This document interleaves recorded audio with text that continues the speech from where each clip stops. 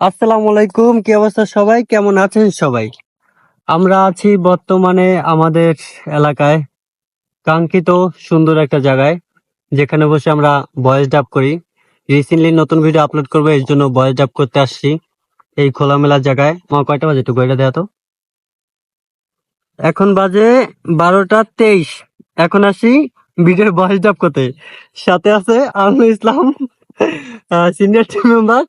তার সাথে আছে আমি, আপনাদের অপরিচিত একজন মানুষ।